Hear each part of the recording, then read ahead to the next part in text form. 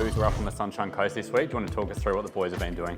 Yeah, well, we've been dealing with a little bit of rain, so not sure why it's called the Sunshine Coast, but we got lucky today.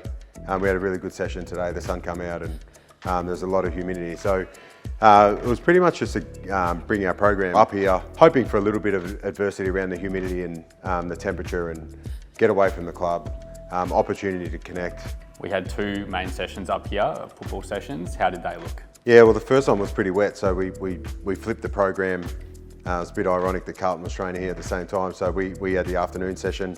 So the ground was pretty wet, so we had a normal footy session, tried to adapt to the conditions and adjusted some of the drills, but it was a fairly big session. As I said, today was a bit more match play, so we're sort of heading into a phase now where we need to up the ante with our match play, and games will come around pretty quick after Christmas, so better conditions help, but yeah, there are a couple of really good sessions. What does the program look like when the boys come back in January?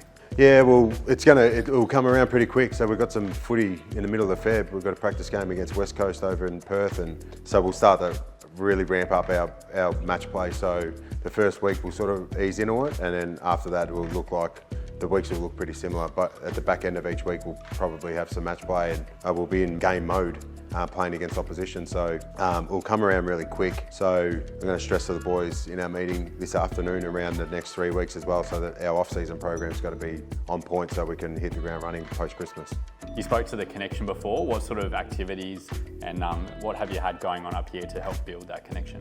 Yeah, well, most clubs do a teams competition during the pre-season, and we've brought that up here as well. And so there's been plenty of opportunities and banter around our team's competition. We had a raft building competition yesterday and team building activity. Staff got involved.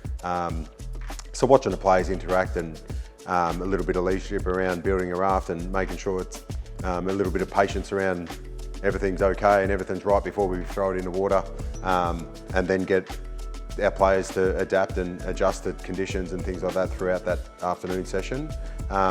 But around connection, they just get an opportunity to have a breakfast, lunch and dinner together, their room with different players, opportunity to dig in a little bit deeper and find out a lot more about each other. We had a lot of growth opportunities or growth sessions in lines and in team situations or scenarios where you can go and ask those questions around family and life and adversity rather than just footy and technical and tactical stuff. So yeah, we feel like we've given them some space to dig in a little bit deeper rather than just scratching the surface around footy and just the general chit chat. So that's been good.